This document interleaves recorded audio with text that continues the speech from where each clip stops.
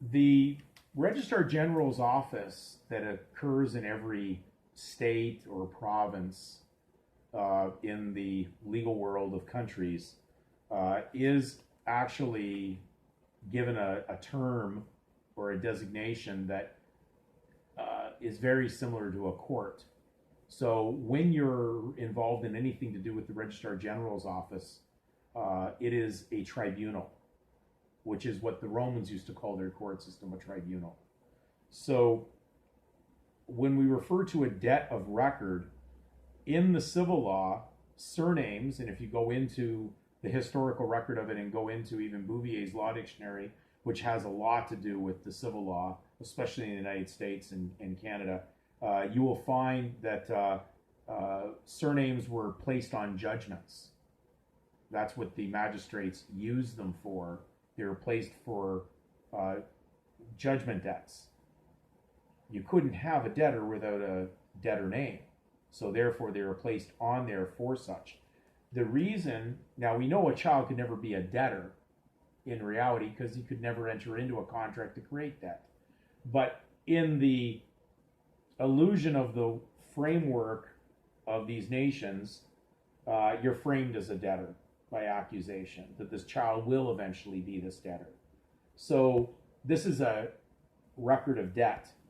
What is a record of debt? A debt evidenced by a court record such as a judgment. So this in essence represents an implied record of debt established in a tribunal of the Registrar General's office.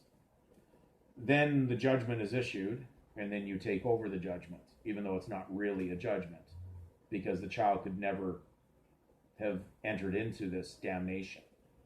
But in the world of man, this is how it operates.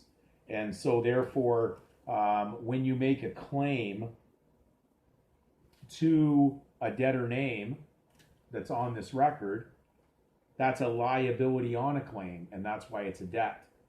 So all the claims in the legal world are based on liability of claim. So if you claim it, you've taken on the liability.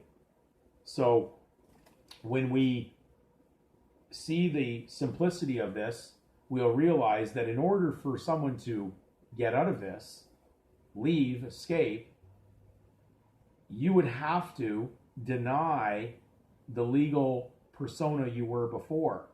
You'll have to lose your life in order to gain it. That's why Paul said, to live is Christ, to die is gain. He was talking about civil death in the legal world.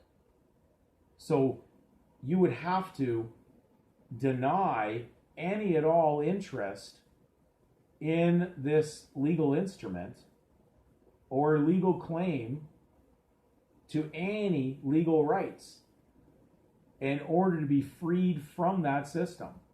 Now, in essence, I was born in the legal world. I know in truth I was naturally born as it would be considered a bastard in law, because without a last name, you're considered a bastard in the legal system.